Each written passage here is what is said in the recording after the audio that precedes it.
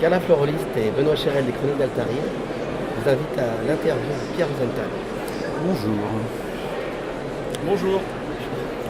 Alors déjà, j'ai oublié mon D16. Donc, il ne sera pas obligé de répondre aux questions. Mais On s'arrête au moment où vous voulez et à 16 on arrête si ça va trop loin. ça marche. Donc la première question que je pose en général, c'est est-ce que... d'abord, qui t'es-toi? Qui moi je suis, c'est mon nom tout simplement, Pierre Rosenthal. Et je suis connu, si c'est dans le cadre du jeu de rôle, je suis surtout connu parce que j'ai été pendant un certain nombre d'années le rédacteur en chef adjoint de Casus Belli. Donc à l'époque où Didier Guizrix était rédacteur en chef de Casus Belli.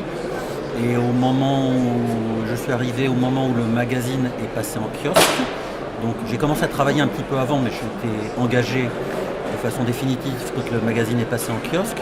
Et un peu plus tard, j'étais rédacteur en chef des hors-séries, puisqu'il y avait de temps en temps un numéro normal, un numéro hors-série, un numéro normal, un numéro hors-série. Et j'ai commis 2 jeux de rôle qui étaient Athanor, donc un jeu de science-fiction, et Simulark, qui était un jeu générique dans lequel on développait des univers différents. Voilà, grosso modo. Et voilà, avec, à l'époque, j'avais découvert Monsieur Fred Blanchard pour faire les illustrations. Et donc ton parcours jusqu'à aujourd'hui? Le parcours en fait, après c'est un peu compliqué. Disons qu'avant d'être dans le jeu de rôle, j'étais ingénieur informaticien, mais ça me gavait un petit peu. C'est pendant que j'étais avant que je sois ingénieur informaticien dans mon école d'ingénieur que j'ai découvert le jeu de rôle, comme la plupart des gens qui ont découvert le jeu de rôle à cette époque-là, c'était par les grandes écoles. J'en avais entendu parler avant quand même par un des meilleurs magazines de l'univers, et je peux en parler parce que je suis fier d'avoir participé avant, qui était Métal Hurlant.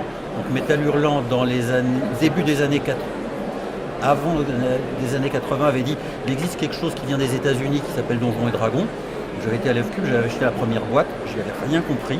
J'avais été dans un club, ils m'ont dit tu es un pauvre naze, Donjons et Dragons c'est dépassé, maintenant on joue à Advanced Donjons et Dragons. Je n'y ai pas joué, j'ai découvert ça dans mon école d'ingénieur. Et c'est là, quand je suis sorti de l'école d'ingénieur, que j'avais écrit un scénario, réécrit un scénario qu'un de mes copains nous avait fait jouer. J'avais été voir Didier Guizrix en lui disant j'ai un scénario à vous proposer. Ils avaient lu ça, ils avaient trouvé ça pas mal, ils ont dit on a besoin de quelqu'un pour nous aider de temps en temps à faire de la réécriture ou faire quelque chose. Et j'ai dit de temps en temps, quand j'ai du temps, je peux vous aider. Et je faisais ça pendant que j'étais ingénieur informaticien. Et un jour ils ont dit on a un poste, mais c'est que à mi-temps. Et j'ai dit même à mi-temps ça me plaît plus qu'à plein temps ingénieur informaticien. Donc je suis passé à mi-temps à Casus Belli et j'ai abandonné mon poste d'ingénieur informaticien et à environ 80% de mon salaire. Voilà, mais je ne le regrette pas parce que ça a ouvert les 10-13 plus belles années professionnelles de ma vie. Voilà. Et les rêves de beaucoup de gens autour. Voilà. Et qu'est-ce qui a fait que le jeu de rôle t'a séduit? Qu'est-ce qui te plaît dedans?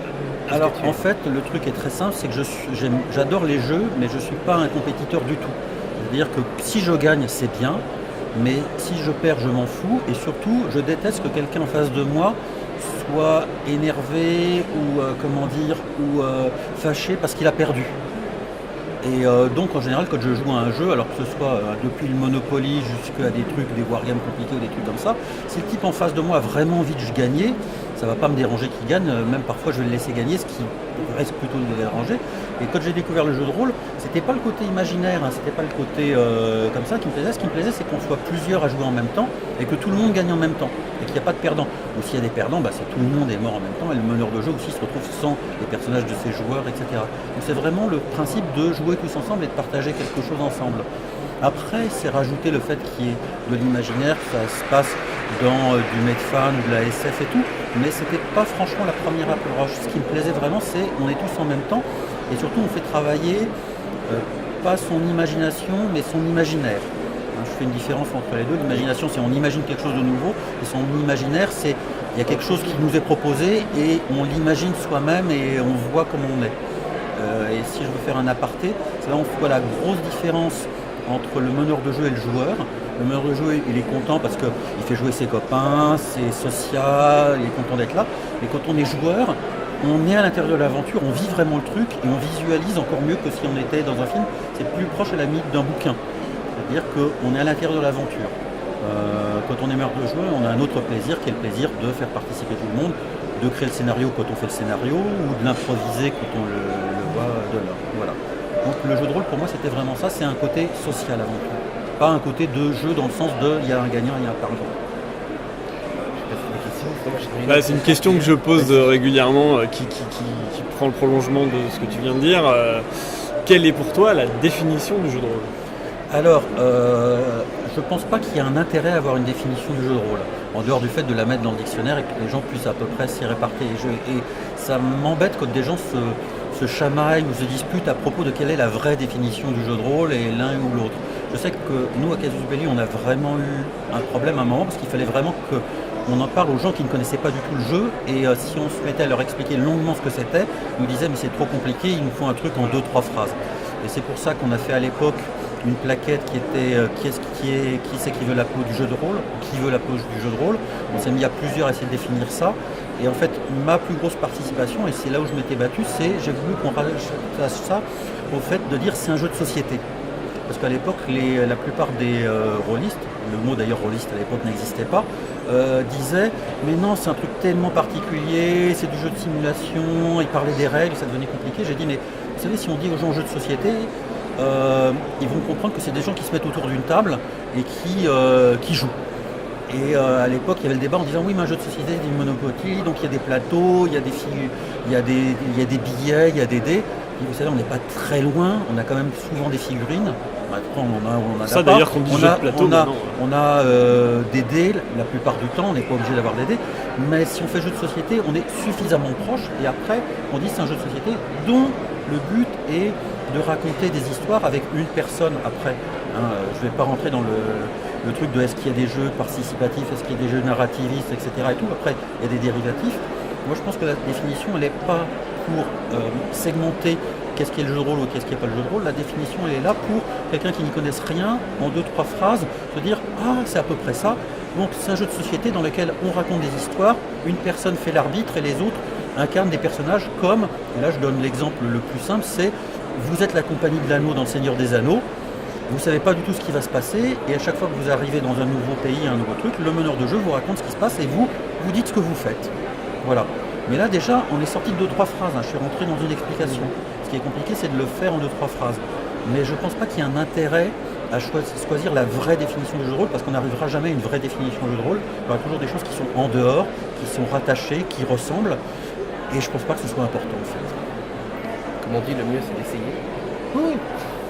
Après, quand on était plus jeune à l'époque, on avait peu de gens qui jouaient au jeu de rôle, donc on était très prosélytes. Et on essayait d'amener les gens à jouer au jeu de rôle, même quand ça ne leur plaisait pas. Je ne pense pas que c'était une bonne approche, parce qu'il y a des gens qui se sont retrouvés dégoûtés ou qui ne trouvaient pas ça intéressant. Maintenant, j'explique en 2-3 mots ce que c'est que le jeu de rôle. Je dis, si vous voulez jouer, vous pouvez. Si ça vous dit pas vraiment, venez assister à une partie. C'est moins intéressant, c'est moins rigolo, mais au moins de l'extérieur, vous voyez à quoi ça ressemble et ça vous donnera envie peut-être d'être joueur. Mais il ne faut pas pousser les gens à y être là-dessus. Après, je vais dériver aussi. Si on veut amener les gens à jouer au jeu de rôle, c'est pour ça que j'ai développé les simulacres, que j'allais dans des conventions. Je faisais ça en improvisation, en demandant aux gens, voilà, vous êtes 4-5, qu'est-ce qui vous plaît ? Est-ce que ce qui vous plaît, c'est les magiciens ? Est-ce que ce qui vous plaît, c'est les séries télé ? Est-ce que ce qui vous plaît, c'est James Bond ? Et en fonction de ça, j'avais 7, 8, 9 scénarios dans ma tête. Je leur dis, ok, ce qui vous plaît, c'est les séries télé, vous êtes 5, ok. Vous allez être des flics qui sont des patineurs à roulettes à Los Angeles. Et comme vous êtes 5, il me faut un chef, il me faut un black, il me faut un mexicain. Et on parle là-dedans. Puis quand il y en a un qui me disait ah non, ce qui me plaît, c'est les donjons, les magiciens, etc. Et puis, ok, vous êtes à la cour d'un roi, sa fille vient de se faire enlever par un grand magicien qui est un dragon. Vous êtes à la cour, qu'est-ce que vous savez faire ? Lequel d'entre vous est un guerrier ? Lequel d'entre vous est un magicien ? Et l'idée, c'était pas de leur imposer un scénario, c'était de leur dire qu'est-ce qui vous branche, qu'est-ce qui vous intéresse, qu'est-ce que vous voulez être. Et hop, avec 7-8 scénarios de base et en improvisation, le but c'était de leur dire ah, c'est ça que je voulais faire, c'est ce à quoi je voulais jouer. Plutôt que leur dire au fait, ce que j'ai dans ma boîte, c'est micro Netrunner 25B et vous allez jouer des agents hackers, etc. Et ils te regardent avec des gros yeux, ils se disent c'est quoi ce truc là, je comprends rien. Voilà. Sinon, est-ce que tu joues encore? Et à quoi Oui, tu joues? je joue encore. Alors je joue en tant que meneur de jeu avec mon groupe avec lequel je joue depuis les années 80, donc ça fait longtemps. Et on joue à une édition qui est l'édition à peu près actuelle de Donjons et Dragons, donc pas la 4 mais la Pathfinder. Donc là on est reparti sur du hyper méga classique, hein, le truc des runes, des géants de pierre. Donc ils sont très contents, hein, ils montent en niveau, il y a des géants, il y a des dragons, il y a des méchants. C'est mes copains. On a essayé plein de trucs, hein. On a fait Innominé, on a fait Cthulhu, on a fait plein de trucs, mais à chaque fois qu'on essaye quelque chose pendant un an, ils me disent après on aimerait bien refaire du Donjons et Dragons. Que ce soit Donjons et Dragons ou pas, hein. Pour eux c'est du Medfan, comme ça. Donc ça c'est en tant que meneur de jeu. Maintenant en tant que joueur j'aime bien changer et varier. Il y a 2-3 ans j'ai fait une campagne écrite par un copain de Warhammer. J'avais jamais joué à Warhammer. J'ai découvert ça, c'était marrant. Et en ce moment, je suis en train de jouer à un jeu que je recommande, qui est vraiment très sympa, parce qu'il est hyper simple, qui s'appelle Wurm, dans lequel on joue des hommes de Néandertal. Le système tient sur 2-3 pages. Le scénario que j'ai joué pour l'instant d'introduction est très bien, et j'attends de continuer à jouer à ça. Voilà. Quelle attention tu portes actuellement au jeu un peu de la nouvelle vague, tout ce qui est un peu expérimental? Alors, le problème, c'est qu'étant plus du tout dans le domaine, j'ai une attention en fait qui passe par des forums de discussion ou des fils Facebook, les gens qui causent. Mais moi, je ne suis plus tellement. Je sais qu'à un moment, j'avais suivi, il y avait un concours qui s'appelait Vieux Pot, quelque chose comme ça, où une partie de rôlistes voulait redécouvrir l'ancien jeu à la mode qu'ils appelaient narrativiste. Honnêtement, j'ai un peu lu, on m'en a un peu parlé. Je vais peut-être passer pour un vieux dinosaure et des trucs comme ça. J'ai pas encore tout à fait saisi comment on y jouait. Mais plus on expérimente, plus on fait des trucs différents, tout ça, ça va. Le côté narrativiste me dérange pas du tout dans le fait où on a des systèmes super freeform, on va vraiment plutôt vers le conte que vers le système. Ça va pas. Par contre, j'ai un peu de mal et je vois toujours pas où est le mode participatif, c'est-à-dire qu'à partir du moment où c'est plus le meneur de jeu et c'est les joueurs qui vont commencer à jouer sur l'histoire, il y a des trucs qui pour le moment sont flous et que je pense que si on n'a pas de garde-fou d'un seul coup, on va ressortir du jeu de rôle et à ce moment-là on va aller dans du conte participatif. Et moi ce qui m'intéresse dans le jeu de rôle c'est quand même toujours aussi le côté jeu, parce que je pense qu'il y a un côté de conte qui est super intéressant, mais il faut qu'il y ait des contraintes. Et les contraintes pour moi c'est les règles, c'est-à-dire qu'on a prévu de monter en haut d'une montagne. Si tout le monde dit d'accord on est en haut de la montagne, je vois pas l'intérêt d'avoir loupé son jet et que la corde s'est cassée, qu'il faut retrouver une solution et aller en derrière. C'est-à-dire que pour moi, la règle n'est pas là pour figer, la règle est là pour faire des rails, mettre des obstacles, inventer de nouvelles choses, etc. Et le but, c'est pour ça que ça redevient un jeu, le but des joueurs est de dire comment est-ce qu'on va se sortir de cette nouvelle situation tout en jouant un rôle. Qui peut, à mon avis, peut se faire tout à fait dans le côté narrativiste, c'est-à-dire où effectivement on n'a pas besoin forcément de règles très compliquées, de choses super définies à l'avance, mais pour moi on doit quand même toujours rester dans la notion de jeu. Voilà. Peut-être que les gens qui sont dans le narrativisme et dans le participatif vont m'écouter, ils vont me dire que je n'ai rien compris, que je date de Mathusalem. C'est possible, mais je suis ouvert et je vais continuer à voir et à m'y intéresser. Et un grand souvenir d'un moment de jeu de rôle? Alors, le plus grand souvenir, alors ça va remonter, je vous dis tout de suite, hein, c'est un tunnel, ça c'est un problème. Hein, c'est quand on va, à une époque on allait dans un magasin de jeu de rôle, le pire cauchemar c'est quand quelqu'un commence à raconter son histoire de jeu de rôle. Et qu'on se dit, mon Dieu, qu'est-ce qui va se passer? Ça dure pendant 20 minutes, et puis après c'est toujours le même truc. Je vais quand même essayer de la faire un petit peu courte. C'était basé sur un vieux scénario de Donjons et Dragons qui s'appelle Ravenloft, que j'ai fait jouer à peu près 4 ou 5 fois, qui avait un avantage, c'est-à-dire que le scénario de base était le même, mais il y avait un côté aléatoire que l'on tirait en fonction des parties avec lesquelles on était, c'est-à-dire que les méchants n'avaient pas toujours les mêmes, les mêmes buts. Les trésors à trouver n'étaient pas au même endroit et de la même façon et ça pouvait jouer dans l'histoire. Et surtout à l'intérieur de ce donjon, il y avait le grand méchant était un vampire qui essayait de transformer tout le monde en vampire. Il a été aidé avec des loups-garous qui essayaient de transformer tout le monde en loup-garou. Et j'avais réussi à faire jouer ce scénario-là à moi et un autre joueur, un autre meneur de jeu et 2 ou 3 groupes de joueurs. Et en fait, il s'était trouvé que au fur et à mesure de l'aventure, tous sauf un, donc on avait 8 joueurs, hein, donc sur 8 joueurs, il y en a un qui était resté normal, et 7 autres, il y en a 3 qui avaient été transformés en vampires, mais ils ne savaient pas que les autres étaient transformés en vampires, en loup-garou, 3 autres qui étaient transformés en loup-garou, et donc à un moment, il s'échappe parce qu'il y a vraiment une course-poursuite, et le clerc du groupe, qui était vraiment, qui était content de son être sorti, il dit ah ouf, enfin on en s'est sorti, vous avez vu comment j'ai fait quand il a fallu reposer tous les monstres et que je me suis retourné vers eux et que je leur ai dit avec mon symbole sacré, va des rétros. Et qu'il l'a fait devant les 7 autres. Et que là j'ai fait tirer les dés et d'un seul coup le joueur, je lui ai dit, tu te rends compte que les 7 personnes que tu as en face de toi, d'un seul coup se détournent de toi, deviennent livides et se mettent à courir pour te fuir. Voilà, donc ça c'est un de mes grands souvenirs. Voilà. T'as quelque chose qui te vient encore? Là, comme ça, non. Ah là là là. Je sais que tu avais des questions après sur les jeux que j'avais fait ou d'autres choses. Il peut y avoir des questions soit sur Casus, soit sur Athanor, soit sur Simulac, soit sur autre chose après. Mais je vous laisse plutôt poser la question. Moi, ce que je souhaite, c'est aussi faire découvrir à tous les jeunes qui croient tout savoir tous ces jeux, toutes ces figures qui ont fait le jeu de rôle, ce qu'est le jeu de rôle aujourd'hui. Et je voudrais que tu leur expliques un petit peu, par exemple, les jeux de rôle que tu as fait, par exemple Athanor. Alors Athanor, c'est un truc parce que c'est un jeu vraiment, on va dire, pour des vieux joueurs de jeu de rôle, c'est un jeu presque première, deuxième génération, c'est-à-dire c'est très complexe. Et une fois que je l'ai écrit, j'étais content, mais un an après, je me suis rendu compte que j'avais fait beaucoup trop complexe. Alors Athanor, en fait, c'est un jeu qui est venu, je suis un fan absolu de science-fiction depuis que je suis tout petit, depuis que j'ai à peu près 10 ans. Mon auteur préféré c'est Philippe K. Dick, mais il n'y avait pas que ça, il y avait plein d'univers. J'ai lu plus de 3000 bouquins de science-fiction et quand j'ai travaillé, avant de travailler à Casus Belli, j'ai travaillé à Métal Hurlant, j'étais critique de science-fiction, donc je lisais sans arrêt de la DSF et je le faisais. À l'époque, il y avait Donjons et Dragons, il y avait Space Opera qui était d'une... Tu parles de celui-là C'était déjà la version c'était Advanced Donjons et Dragons. Il y avait... Space Opera qui était très compliqué. Il y avait Traveler à lequel j'ai pas beaucoup joué. Il y a James Bond qui venait de sortir, qui était un jeu qui était un peu simple. Il y avait l'Appel de Cthulhu. Et en France, on n'avait pas encore sorti un jeu qui pour moi, allait devenir vraiment un jeu très important, qui était Rêve de Dragon.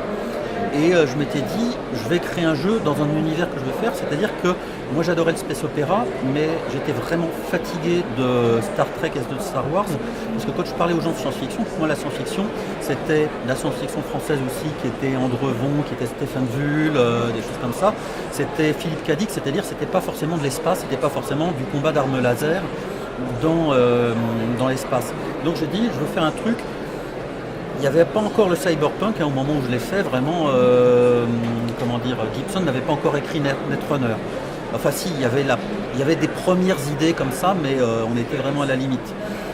Et donc j'ai dit, je veux faire un truc de space opéra, mais sur lequel on se déplace à Terre. Et donc j'ai dit, on n'a qu'à faire une Terre dans laquelle tout change sans arrêt. Il y a des mondes parallèles dans lesquels on va, et les mondes parallèles, c'est comme des planètes de Star Trek, ou comme les planètes de Star Wars.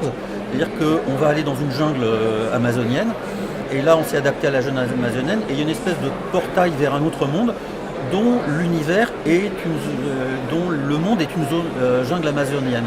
Ce qui est en fait le principe de Star Trek, parce que quand ils vont sur une planète, en général une planète c'est très compliqué, mais c'est toujours un environnement, un truc particulier.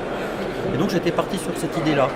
Et malheureusement, je suis parti quand même sur un système très simulationniste. Donc je voulais que ça reflète aussi le côté génétique, puisqu'il y a des caractéristiques à 3D de 4 qui ressemblent un petit peu au génome de l'ADN. Il y a des skills, des compétences que l'on apprend de façon ivresse et qu'on développe après. Il y en a qu'on apprend en les pratiquant. Et donc en fait, ça fait un système déjà qui est complexe, mais qui pouvait aller dans l'origine. Et surtout, la grosse complexité que je n'avais pas vue, donc je me suis vraiment laissé entraîner, c'est qu'à chaque fois qu'on passait dans un autre univers, le concept était rigolo, c'est on change soi-même physiquement. et mentalement. Sauf qu'il fallait recréer les caractéristiques, les refaire, et donc à chaque scénario, il fallait refaire une création de personnage. Ce qui était vraiment, au point de vue jouabilité, vente de trucs, c'était vraiment une méga erreur. Je suis super content du résultat, je suis super content de l'avoir écrit, mais je l'aurais écrit même déjà 4 ou 5 ans après, j'aurais pas fait du tout pareil. Je le referais maintenant, ça n'aurait plus rien à voir. Je pense que j'aurais regardé le même univers, mais la mécanisme est vraiment, pour moi, trop vieille et trop poussiéreuse. Système à la Torque, alors peut-être je sais pas, j'ai joué 1 ou 2 fois à Torque, j'ai pas trop de souvenirs de Torque. Je sais que les scénarios étaient très très mauvais, le système m'avait à peu près plu, parce que les scénarios de Torque c'était lutter contre des méchants, il laisse tomber une carte de visite, la carte de visite c'est le deuxième entrepôt, vous y allez, il laisse une porte ouverte derrière un coffre-fort, vous l'ouvrez et vous avez le 3e indice pour le 2e truc comme ça. Les scénaristes des premiers Torgue étaient assez mauvais. Après, je sais pas, ils ont peut-être fait des très bons scénarios. Mais je m'étais arrêté juste à la première édition et au premier scénario. Sinon, pour commencer, Simulacre, c'est encore d'actualité alors Oui, alors là, on peut retourner sur Simulacre. Simulacre, au départ, c'est ceux qui ont la première édition qui est éditée, je crois, à 100 ou 200 exemplaires. C'est un petit fascicule de 16-32 pages qui s'appelle Essai sur la simplification du jeu de rôle. Et dans lequel, en fait, à l'époque, je trouvais que les jeux de rôle, parce que je n'avais pas encore fait Athénor, étaient quand même trop compliqués, trop complexes. Et j'avais dit, mais il y a un moyen de faire sans doute des jeux de rôle plus simples pour tout le monde. Et donc, c'était un essai théorique. Mais comme je ne voulais pas que ça reste que théorique, j'ai dit, on va quand même aussi donner un exemple. Et l'exemple, en fait, était, j'ai dit, et on pourrait faire un système qui est basé sur la façon dont font fait les gens et dont ils vont réagir. Donc, on essaie de les séparer en... plutôt que je suis Dex, je suis fort, mais c'est mon corps, c'est mon esprit, c'est j'agis, je réagis. Et après, ils ont qu'à dire qu'est-ce que tu es. T'es magicien, tu sais comment tu fais. Tu es voleur, tu sais comment tu fais. Tu es agent secret, tu sais comment tu fais. On n'a qu'à rester sur ce truc très simple. Et donc, là, c'était parti sur cette réflexion-là. Et puis en plus, à l'époque, c'était les premiers livres dont je vais être le héros. Je travaille avec Didier Guizrix et Jean-Pierre Pécaud pour avoir des idées de système de livres dont vous êtes le héros qui étaient aussi complexes, et je m'étais dit, si je trouve un système simple, on pourra peut-être faire des livres dont vous êtes le héros qui feront une passerelle entre le livre dont vous êtes le héros et le jeu de rôle. Ça s'est pas retrouvé, ça s'est pas donné, mais à la même époque, j'ai eu comme ami un dessinateur fabuleux qui s'appelle Arnaud d'Ombre, qui a fait une bande dessinée avec Jodorowsky qui s'appelait L'Enfant Tronc. Et comme j'avais des contacts avec Métal Hurlant, avec les humanoïdes associés, voilà, ils ont dit, pour le 2e ou le 3e album, on aimerait faire une petite opération promotionnelle. Toi qui connais le jeu de rôle, et puis le jeu de rôle commence à être connu, est-ce qu'on ne pourrait pas faire un petit livret à l'intérieur qui est une petite aventure de jeu de rôle. Donc c'est devenu la figure de l'Asiamar. Donc c'est pas la première édition de Simulacre, parce que la première c'est cet essai. La 2e édition, à titre c'est pas confidentiel parce que c'était pas mal diffusé, c'est ce petit livret de 12 ou 16 pages avec des dessins de Arnaud à l'intérieur qui explique ce que c'était. Donc c'était la version la plus simplifiée. Et plusieurs années plus tard, on a essayé de convaincre le directeur financier de Casus Belli qu'on aimerait bien faire un hors-série. Il nous a dit, vous n'arrivez pas à sortir déjà vos numéros à l'heure, il est hors de question que vous fassiez un hors-série. Il a dit, mais je vous prends au mot, si vous arrivez à sortir un hors-série dans les temps, parce qu'il pensait qu'on n'y arriverait jamais, on envisagera peut-être de faire d'autres séries plus tard un jour. Je dis banco, et donc on a dit, le premier hors-série, ça va être Simulacre. Et donc on va faire ça. Et ça s'est terminé avec 52 heures sans dormir pour arriver à le sortir à temps. Voilà. Sur Macintosh, parce qu'à l'époque on venait d'avoir un Macintosh et qu'on faisait la maquette dessus. C'était un des premiers trucs, ça avait été totalement aléatoire. Et donc Simulacre est sorti comme ça. Au départ c'est un petit fascicule pour expliquer comment simplifier le jeu de rôle. C'est devenu un petit fascicule pour faire la promotion d'une BD qui était vraiment très bien, et après c'est devenu le premier hors-série de Casus Belli. Et après c'est devenu un moteur c'est le premier jeu en fait Open Game License du monde, puisque quand il est sorti, j'ai dit à tout le monde, si vous voulez l'utiliser, vous pouvez l'utiliser, on avait fait une version de page dans n'importe quel jeu de rôle, vous avez le droit de le faire. La seule chose que je vous demande, c'est ne le commercialisez pas sur une marque commerciale pour en faire de l'argent derrière. Et donc c'est pour ça qu'on a eu Bernard et Jean, plein d'autres jeux comme ça. Il y a eu je crois, entre 60 et 80 jeux amateurs qui sont sortis avec le système de simulacre. Et en même temps, moi, je travaillais avec les éditions Descartes pour dire on pourrait peut-être sortir des petits univers prêts à jouer avec le système simulacre qui sont devenus donc Capitaine Vaudou, Cyber Age le premier, Aventure extraordinaire et Machination Infernale. Et donc le principe était il y a un système de règles qui tient en 2 pages, on vous explique l'univers en 16 pages et vous avez un grand scénario en 32 pages. C'était le bon temps, mais il y a encore des jolies choses aujourd'hui. Ah non, mais moi quand je vois certains jeux qui sortent, c'est fabuleux ce qui sort. Moi maintenant j'ai arrêté d'acheter des trucs, mais il y a quelques années j'avais acheté les Queen ou les trucs comme ça, parce que je vais confondre, je vais peut-être me faire des ennemis, c'est chez 12 singes je crois. Enfin voilà. Mais non, il y a des jeux qui sont toujours intéressants, des thèmes intéressants, donc de temps en temps je joue pas. Mais je m'achète quand même quelques jeux pour voir l'univers, voir un peu les systèmes, des choses comme ça. Mais bon, avant j'avais tout, maintenant je restreins. Justement, on parle beaucoup du passé du jeu de rôle. Qu'est-ce que tu penses de la situation actuelle du jeu de rôle, voire de son avenir ? Alors j'en ai aucune idée parce que je ne suis plus du tout dedans. Par contre, je pense que l'avantage qu'on a eu, c'est qu'on était quand même dans un ghetto, on était quand même très attaqués. À un moment, il y a eu une explosion quand le Seigneur des Anneaux en fait, est sorti en film. Tout le monde s'est mis à Donjons et Dragons, d'autres jeux comme ça. Honnêtement, ce film a fait beaucoup pour le jeu de rôle, même s'il n'a pas de rapport avec le jeu de rôle, mais parce qu'il a popularisé le made fan. Et donc, il y a eu une grosse vague de jeux de rôle. J'ai l'impression, mais là c'est juste une impression que c'est redescendu. J'ai l'impression que c'est devenu un truc plus mature. C'est-à-dire que à mon avis, c'est un marché de niche, mais qui a l'air de bien se développer pour être une niche. C'est-à-dire que je conférerais ça peut-être pas à la bande dessinée, parce que la bande dessinée est devenue du mainstream et très grosse, mais je ferais ça par rapport à l'édition de science-fiction.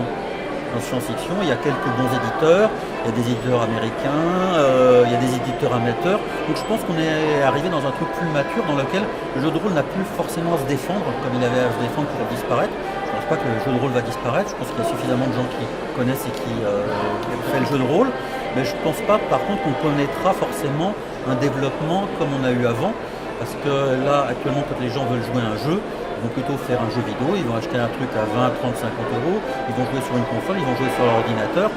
Là, il faut acheter un gros bouquin, qui n'est pas forcément cher d'ailleurs, mais il faut s'y investir, il faut trouver 4-5 copains qui vont se revoir toutes les semaines pendant 5 à 6 semaines pour faire une campagne, contrairement à du one-shot.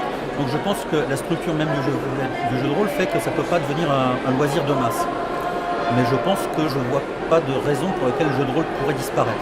Je pense que le jeu de rôle va continuer à vivre tel qu'il est, avec des hauts, des bas, des bonnes années, des mauvaises années. Et du coup, justement, tu parles de technologie. Est-ce qu'on peut imaginer qu'elles aient un rôle pour faire évoluer la structure du jeu de rôle ? On parle du jeu vidéo, est-ce qu'il n'y aurait pas une fusion possible, par exemple, avec des MMO, qui est souvent un sujet. Moi, honnêtement, je pense qu'il y a d'autres trucs qui sont différents. Je pense que le MMO s'est beaucoup inspiré du jeu de rôle. Les MMO les plus connus ont tous des univers qui sont tirés directement d'univers ou transposés d'univers de jeu de rôle. Mais c'est parce que, en fait, les gens qui sont dans les MMO, c'est pas parce qu'ils l'ont volé, c'est parce que quand ils étaient plus jeunes, ils jouaient à Donjons et Dragons, ils jouaient à Star Wars, ils jouaient à tous ces jeux-là, et ils prennent partie de leur expérience et ils l'ont retransposé dedans. Il se trouve que quand même, quand je suis dans mon MMO préféré et qu'il y a un arbre et que je veux grimper à l'arbre, je peux pas, c'est pas prévu. Même le truc le plus simple du monde, où il y a une auberge, je vais aller voir de l'autre côté, ah ben oui, mais on n'a pas eu le temps en 3D de faire l'arrière de l'auberge, elle n'est pas là. C'est tout, je veux monter sur le toit, ah ben non, le designer l'a pas fait. C'est-à-dire même les choses les plus simples.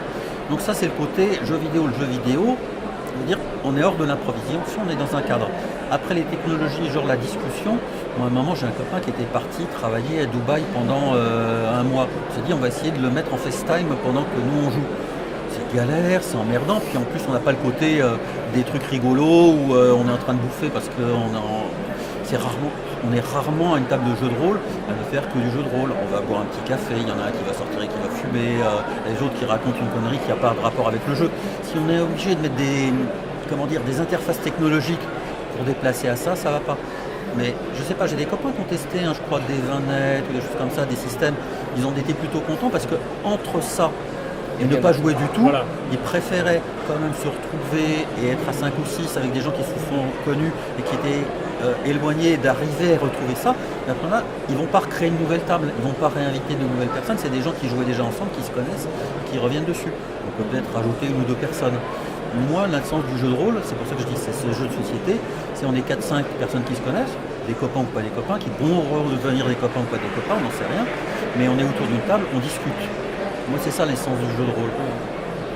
Je ne suis pas contre la technologie, on a essayé à un moment de faire des donjons aléatoires, des aides de jeu, pourquoi pas. Même l'aide, pourquoi pas, de la musique, c'est toujours bien.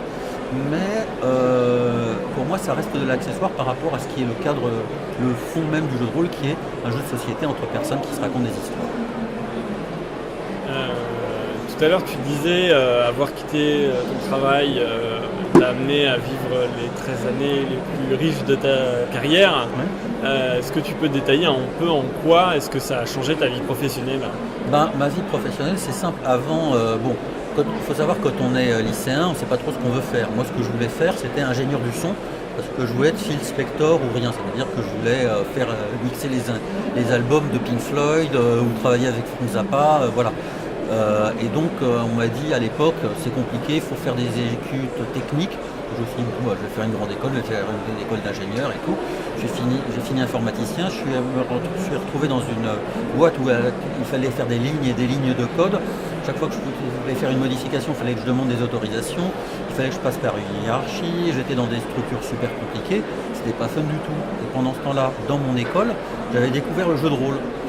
Donc, ça n'avait rien à rapport. Et le gros avantage, c'est que par un hasard total, j'avais pendant 3 ans été critique de science-fiction à Métal Hurlant. Et là, c'était uniquement parce que, comme j'étais fan de BD, j'avais été une fois à un stand de Métal Hurlant des Emmanuel Associés dans un salon de BD. Et je leur ai dit, c'est dommage, vous n'avez pas parlé de tel bouquin. Et ils m'ont dit, bah oui, mais notre critique de SF nous a quittés, on n'en a plus. Écoute, t'as lu le bouquin? J'ai dit oui. Écoute, amène-nous la critique demain. Et donc, il m'a pas dit demain, il m'a dit, c'était un samedi, il m'a dit lundi. Donc j'ai passé les 2 jours les plus critiques de ma vie à réécrire un texte de 10 lignes 40 fois. C'était Philippe Manœuvre. Je lui ai amené le texte, il m'a dit, c'est plutôt pas mal, est-ce que tu veux devenir critique de science-fiction? J'ai dit, oui. Il dit, t'es engagé. Voilà. Et donc, j'avais cette expérience-là, entre guillemets, de journaliste. Et donc, quand je me suis dit, je connais le jeu de rôle, je me fais chier en tant qu'ingénieur informaticien, j'ai un scénario proposé, je me suis dit, je vais aller voir Casus Belli, je vais leur proposer. Donc je leur ai proposé mon premier scénario de jeu de rôle, et c'est comme ça que c'est arrivé. Et donc je suis rentré petit à petit, c'était un premier scénario, après c'était des piges de temps en temps, après ils m'ont demandé de travailler à mi-temps, et à partir du moment où je suis devenu à mi-temps rédacteur en chef adjoint, là je participais aux rédactions. Donc là on se disait qu'est-ce qu'on fait le mois prochain, quel genre de scénario, de quel jeu on va parler. Donc il y avait un côté, moi qui est critique, qui m'intéressait parce que je voulais qu'on développe ce que j'ai jamais réussi à faire. Je voulais qu'on ait un appareil critique pour développer la critique du jeu de rôle qui n'était pas que le système et l'univers, mais arriver à voir ce que c'était. On y arrivait plus ou moins, mais c'était pas tout à fait ça. Et puis il y avait le côté de créer des univers et des scénarios pour les joueurs. Parce qu'en fait, ça manquait vraiment en France de j'ai acheté mon scénario du cœur, j'ai plus rien derrière. Et donc c'est ça qui était vraiment intéressant, on se disait, on recevait des quantités de scénarios, donc je lisais des scénarios. À un moment, je vois un scénario de type, dit on est 2, on a écrit notre premier scénario, je lis ça, c'est un Star Wars, je dis ouais, c'est pas mal, mais il y a 2 ou 3 défauts. Pâté Chris, oui, je leur ai écrit, je dis le truc est intéressant, est-ce que vous pouvez travailler ça et ça? Ils me le renvoient 2 mois plus tard, je dis c'est bien, et c'est comme ça que Pâté Chris sont rentrés dans Casus Belli, qu'ils ont fait ça.